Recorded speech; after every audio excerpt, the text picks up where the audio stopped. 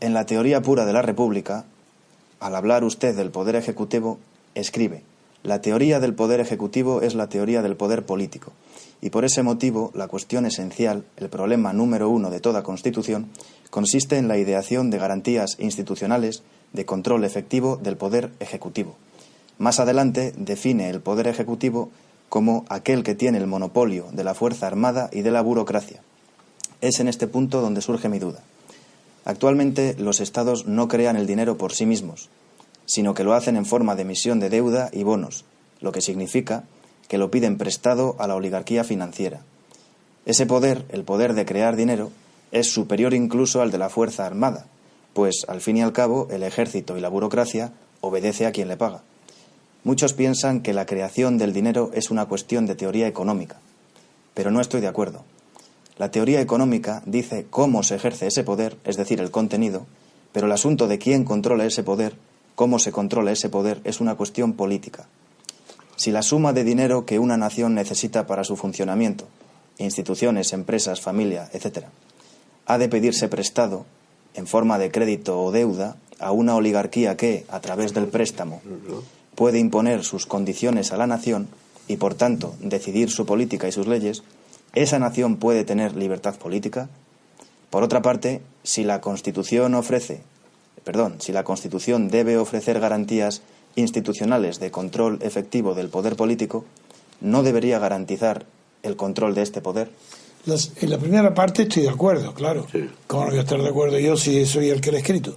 Pero en la segunda parte creo que hay una verdadera confusión entre poder financiero, poder monetario, nación, Estado, oligarquía. Ahí hay una confusión. Y el crédito.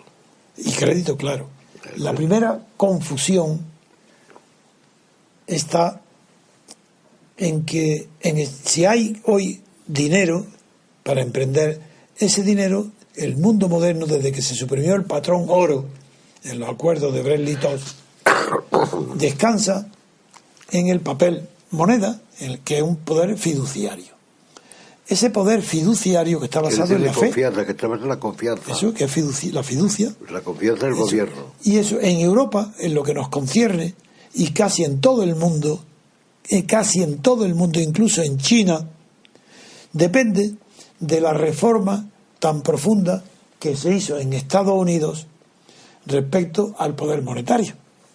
Y esto es lo que hay que contar, que el 7º presidente de Estados Unidos, el 7º, Andrew Jackson, que fue un corrupto total, el más grande quizás en consecuencias que ha habido en la historia de la política, Jackson suprimió el Banco Central de Estados Unidos en el año 1000, cuando llegó Tocqueville en su viaje a América. Quien estaba en el poder era este, y ahí ya empezó las primeras medidas, que anuló la licencia del Banco Central de Estados Unidos, que le quitó la licencia.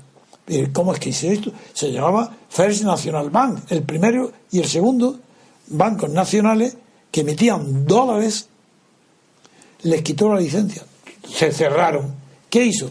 Pues no solo distribuir el tesoro público entre sus amigos de cada estado, que se pasaron a llamarse entonces, y todavía sigue ese nombre, Petit Bank, pequeños bancos, eran los amigos de Andrew Jackson. Y a ellos les dio el manejo del presupuesto y la emisión de moneda, papel, moneda, dólares, a los pequeños bancos, pero el Banco Central fuera. Eso retrasó la fundación de Reserva Federal, el sistema del dólar actual, casi un siglo. Y produjo un daño tremendo a la economía de Estados Unidos, que en aquel tiempo no tenía la influencia mundial que hoy tiene. El dólar es una palabra sueca, procede de una moneda sueca. Y la Reserva Federal, por eso, que es que nadie lo puede entender en los que no conocen la historia, está constituida por 12 bancos privados, porque proceden de los Petit Bank que crearon los amigos de Jackson. Bien, pues para ir al grano de la pregunta, ¿en qué consiste hoy? ¿Quién puede emitir moneda?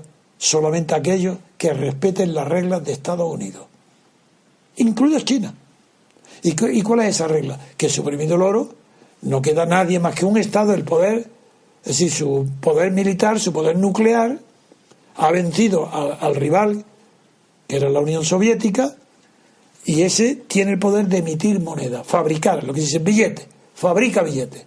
Pero ¿y qué pasa con los demás estados? Dice, pues muy sencillo, que Estados Unidos puede fabricar todo el billete que quiera, porque no hay peligro ninguno de inflación, no por muchos dólares que haya en el mundo y que emita Estados Unidos, que es el único que emite dólares, crea inflación. ¿Por qué? Porque la exporta al resto del mundo, porque todas las operaciones se hacen en dólares, y por eso China tiene acumulado un capital inmenso de dólares. Si los metieran en el mercado Estados Unidos no duraba ni 24 horas. La ruina de Estados Unidos. A lo mejor los mete en Grecia. Bueno, no me río. No, yo no me río de nada. Cuando hablas tú es que me hace tanta gracia la manera lacónica, contundente, irónica que tienes de hablar, que me río antes de que hables. Yo te miro la cara y ya empiezo a reír. Bueno, pues, ¿qué quieres? Te conozco tan bien que me produce gracia. Me produce risa, pero graciosa.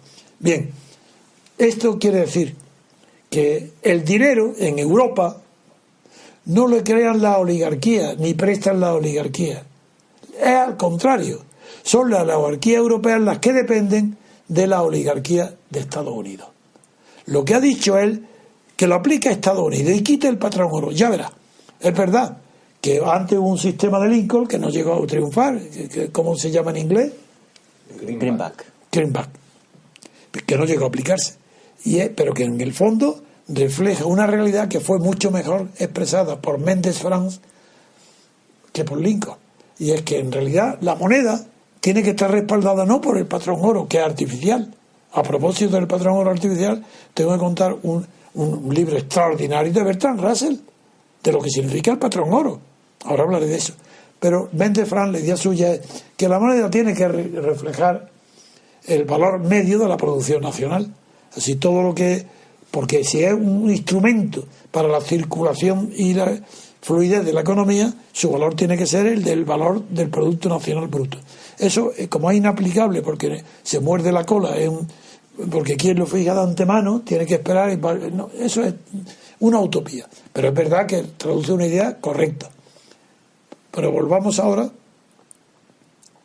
a lo que he prometido hablar, que era... la dependencia que tiene la nación de un poder que no puede controlar, que en este caso es el poder de crear dinero. Sí, bueno, sí, que quiere decir, sí, que no, lo que creo yo ahora hablar es que el error que ha cometido el que me pregunta es creer que la oligarquía financia a la nación. Ahí están confundidos todos los términos. Europa, después de la Guerra Mundial, sobre todo, después de la última guerra mundial, de la segunda, porque la primera fue europea, Europa nace después de una destrucción casi total de sus potencias, que era Alemania y los Países Bajos, los países más industrializados. Y quien hace la reconstrucción de Europa es el dólar americano. Reconstruye Europa. El general Marshall, con el plan Marshall, Eisenhower instalado en París, los dos generales son los que enfrentan la solución financiera para la reconstrucción de Europa, que es sobre el dólar, porque emitían más dólares y financiaron a Europa. Como ahora, cuando cae la Unión Soviética y las dos alemanas se reúnen, el gran problema era la financiación de la reunificación de Alemania. ¿Cómo se resuelve? Pues hoy se resolvió con el euro. Porque todo, también, a su vez, el euro, la moneda de reserva del euro es el dólar. ¿Por qué ahora está el euro prácticamente a la paridad del dólar, cuando hace nada era casi $1.50? Porque la crisis de Estados Unidos, que está saliendo de ella, y que fue anterior a la crisis europea, con los brotes Lehman, con todo esto, puede ser resuelta por Obama, no por Schultz, no por Bush, sí, que era un pobre hombre, como Aznar, eran dos pobres tipos. Obama ha podido resolverlo porque ha seguido exportando dólares, emitiendo moneda. Y ahora aquí los que creen, como los griegos, que Grecia puede ahora hacer lo que Estados Unidos, si no tienen reserva en euros. Pero es que ese es el problema. Si no tienen moneda de reserva, ¿qué es el dólar? ¿Cómo se va a hacer sin el consentimiento?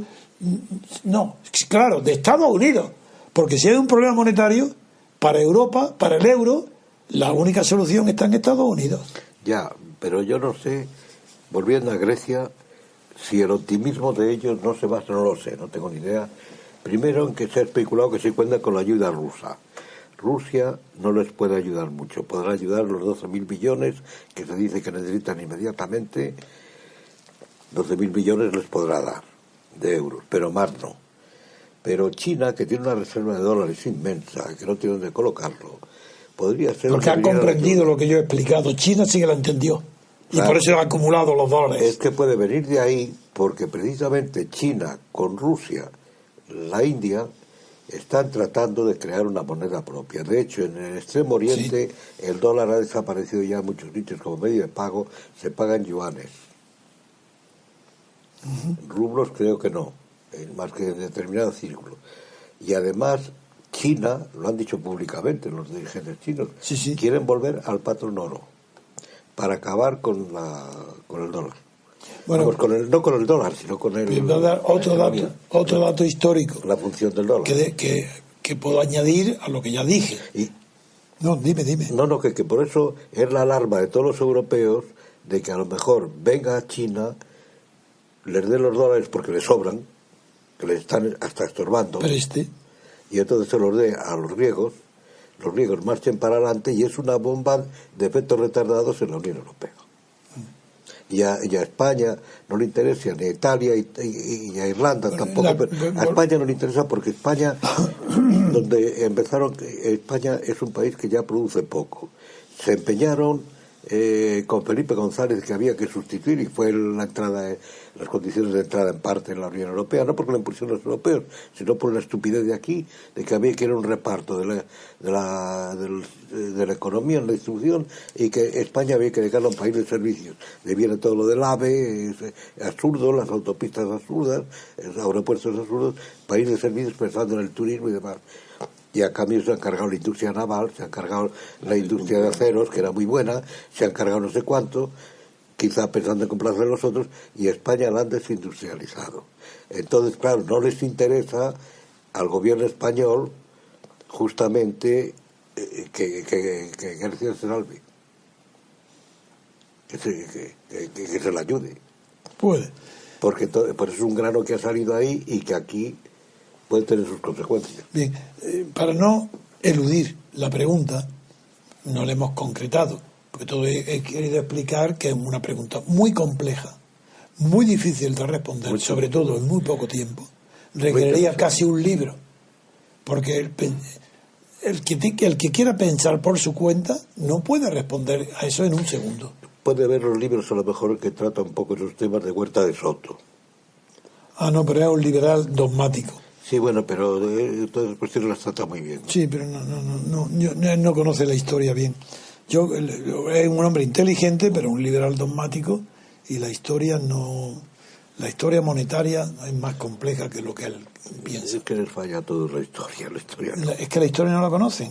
No, la historia está... Y sabes que yo tengo pasión por la historia, porque es la fuente del conocimiento. Sí, pero que tú te fijas en la historia política que engloba todas las demás. En la síntesis. Pero ellos están en la historia económica o la historia social, parcial, la historia parcial. Que no. En fin, vale, que quiero decir que para responder a la pregunta, la manera más fácil de responder sin argumentos largos sería: uno, hay que distinguir entre poder monetario, que tú me has dicho que es poder de crear moneda, del poder monetario o poder financiero, que es el poder del que tiene ya la moneda acumulada. Por tanto, poder monetario, acá le he respondido. Si es el primer sentido, no hay más que un poder monetario en el mundo, que es Estados Unidos, porque todas las demás monedas dependen de él. Todas, incluso China. Luego, si es poder financiero, es otra cuestión. Desde la guerra mundial, después de la guerra mundial, poco a poco, pero mucho más rápidamente de lo que la gente pensaba, fue sustituido la hegemonía o el predominio del capital. Primero, la revolución industrial le quitó el poder a la propiedad inmueble, que empieza ya en la Revolución Francesa y en la tesis del libro de Barnave sobre la revolución, eso consiste, y le da el poder al dinero, a la fiducia, a los valores, a lo que hoy está en la bolsa. Luego, pero la guerra mundial consagra de una manera espectacular el poder de la industria, sobre todo de la industria que se llama IBM o Apple, la tecnológica. Hubo una experiencia que lo cuenta un grandísimo sociólogo hoy olvidado, americano, pero muy amigo de Sartre, que escribió el État moderne de Sartre, muy inteligente, que yo tengo todos sus libros, se llama Freeman. Freeman cuenta cómo se produjo el despegue de la IBM tan espectacular. En la guerra hubo dos procedimientos en Estados Unidos para fabricar enseguida carros de combate y barcos. Entonces se hizo una planificación con arreglo a las técnicas más avanzadas entonces de lógica industrial, IBM, y a las viejas fábricas que tuvieron que las dejaron sin planificación ninguna, que siguieran, en lugar de dividir el trabajo en miet, que se llama en migas, en trocitos, que es la tesis del sociólogo que acabo de citar, de Freeman, que lo hicieran como antes, que se fabricaban por unidades, no por piezas separadas, no por tajo, ni por lo que se llama trabajo en cadena, no por trabajo en cadena, donde cada obrero hace un movimiento mecánico y otro y otro y nada, como lo que puso en ridículo Charlot, el État moderno. ¿Recordáis cómo él mismo se metía hasta dentro de las ruedas del automatismo? Pues bien, ¿qué pasó? Que cuando se comparó la producción de las técnicas de la producción en cadena y de los tanques fabricados por unidad o barcos por unidad, la producción al final era más eficaz la antigua producción por unidades, porque el obrero comprendía lo que hacía, el otro no comprende nada. Bueno, eso modificó que el capital industrial suplantó ya definitivamente al antiguo capital agrícola, la propiedad y urbana. Pero es que eso fue en la guerra europea. Pero inmediatamente que se desarrolla la cibernética, se ha ido desplazando el poder económico de tal modo rápido que hoy, si miráis las mayores fortunas del mundo, todos los grandes, las 50 primeras, ya no son las petroleras, ya son los Apple y compañía. Así, Apple hoy es solo esa empresa tanto como el IBEX español, las 35 empresas juntas. Ese es el valor en bolsa de Apple. ¿Qué quiere decir esto? Pues que el poder monetario ya no es el que fabrica el dinero, que eso es Estados Unidos. ¿Cuál es la oligarquía hoy? La oligarquía económica es la tecnológica, entendiendo por tecnológica las derivadas de la información y la cibernética y medios de comunicación, las ondas. Ahí está el porvenir. Y esos son todos tributarios del prestigio y del poder del dólar. Luego, en Europa el euro no levanta cabeza porque no tiene independencia política monetaria. Ni tecnológica. Ni tampoco tiene la potencia para poder competir con todo lo que estoy diciendo. Entonces, si el poder monetario depende naturalmente de otro tipo de poder, que es el político, pues tengo que decir que Europa está subordinada hasta que no cree un sistema que permita una federación de Estados Unidos de Europa, con una moneda propia, sí, el euro, muy bien, pero que tenga su reserva, su capacidad de emitir su moneda, que sea moneda de reserva para los bancos, Asia, África, Oceanía, incluso Estados Unidos. El euro ni Europa no tienen porvenir. Esa es mi tesis. Es que la única solución es el patrón oro. Bueno, patrón oro o un banco central de una potencia enorme como Estados Unidos. Pero entonces eso va al aislamiento, a una competencia, pero... Mira, recuerdo que la gran discusión cuando De Gaulle crea la Quinta República, y antes han creado ya el mercado común y está en el mercado común, hay una gran discusión sobre el tema monetario. Y el entonces asesor principal de Gaulle era Jacques Rueff. Y este era partidario de volver al patrón oro.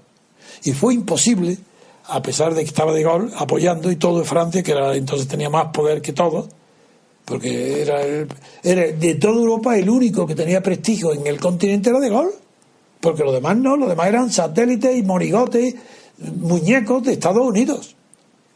Pero eso lo sabes tú, Jorge, que estás viviendo en Alemania, y con nosotros sabes perfectamente que Adenauer, todo eso eran, y como de Gasperi, eran personajes que habían fracasado en su país, estaban escondidos, tendrían un mérito moral, pero por mérito político eran fracasados, porque perdieron el poder sin disparar un solo tiro contra Hitler y contra Mussolini. Y los americanos lo utilizan y los ponen con el sistema de listas proporcionales, haciendo ellos los candidatos, les dan el poder total. Y Europa nace con ese defecto, que no ha tenido ni poder industrial, ni financiero, ni monetario. Y por eso el euro tiene muy poco poder, porque depende todo de su relación con el dólar. Bien, con eso creo que he podido contestar un poquito, porque he dicho que el problema es muy complejo. Es muy complejo, pero yo lo he estudiado mucho tiempo. Y sé, de verdad, yo no tengo la solución fácil, porque no la hay. Yo creo que la única es el oro, la sensata es el oro. Bueno, no, prometí que a ti te dije que te iba a contar una anécdota de Bertrand Russell. Y merece la pena contarla, porque se refiere al patrón oro. Cuenta Russell, que sus libros me apasionan por la sencillez y la veracidad con la que todo lo escribe, cuenta que durante la guerra mundial, la primera. La segunda. Los submarinos alemanes. Pues la primera. No, la segunda. Los submarinos alemanes eran submarinos. Los envíos de... Los envíos de oro desde África del Sur a Estados Unidos. Pero es que... Los torpedeaban los submarinos. Pero me parece que fue ya la primera. No, es la segunda. ¿Seguro? Hombre, eran los submarinos. En la primera no tenían ese poder desplegado. Pero había ya submarinos que empezaron a hacer... No, pero bueno, el poder es que los tenían tan asustados, boicotearon de tal manera los alemanes el transporte de oro, que Bertrand Russell dice, entonces se acabó la producción de oro. Los Estados Unidos e Inglaterra, todo en África del Sur, suspendieron la producción de oro, no enviar oro. ¿Y a cambio de qué? ¿Por qué se sustituyó el oro si ya no había oro para transportar? Dice, muy sencillo, haciendo apuntes contables como si hubiera oro. En la contabilidad de los bancos, de los bancos centrales, se apuntaba el oro que hubieran tenido al ritmo que tenían. Tenían que transportar. Y no tenían que transportarlo, y con una contabilidad les bastaba. Ese es el patrón oro, una contabilidad. Y eso fue Bertrand Russell, que maravillosamente lo describe. ¿Y para qué? ¿Para qué minas de oro? Invierte un patrón de oro, dale un valor y contabilidad. ¿Para qué? Las minas de oro, nada. No, pero se basa en la credibilidad que tiene el gobierno. El oro dejarlo para las joyas, no para las monedas. Si el gobierno de Estados Unidos pierde credibilidad en su poder y todo claro eso, que sí. Se acabó el dólar. Pues se acabó, eso es verdad. Se basa en la credibilidad. Pues bien, Antonio. Porque eso además requiere una administración. Ahí hay un personaje que, claro, como trabajó para los nazis, que es Hjalmar Schacht. Ese era inteligente. Hjalmar Schacht hizo eso, pero manejando... Ese economista sabía lo que hacía. Pero es que manejaba el dinero de manera... Tal industria, hay que producir tanques o lo que sea. Lo que llevaban asignaciones. Claro, la asignación monetaria. Claro, esto cuesta tanto. Ni un céntimo más, ni un céntimo menos. Eso es la asignación monetaria a cada sector. Estilo militar. Sí. Y así mantuvo Alemania. Pero fue la producción de guerra. Gracias a eso mantuvo a Alemania en la guerra porque sí, fue la producción de guerra, la asignación monetaria. Porque se piensa bien cómo Alemania puede mantener la guerra que mantuvo contra todo el mundo. Fue Hjalmar Schacht. Es verdad. Sobre la segunda parte de la pregunta, con arreglo a su teoría pura, ¿una constitución debe ofrecer garantías institucionales de control efectivo del poder de crear dinero? No, por una razón. Las democracias son reglas formales del juego político. Eso pertenece a los gobiernos. No se puede. De la misma manera que estoy en contra de modificar el artículo 135 para poner límites al presupuesto. Pero si esas son las coyunturas, ¿cómo se puede convertir en estructura algo que depende de la coyuntura? Pues eso es falso. Pero eso es facilitar, además poner límites al presupuesto es facilitar que el gobierno diga se necesita, subo los impuestos y ya está. Sí, ahí, creo que está ocurriendo, claro. Es un disparate. No, eso ya está contestado. De acuerdo.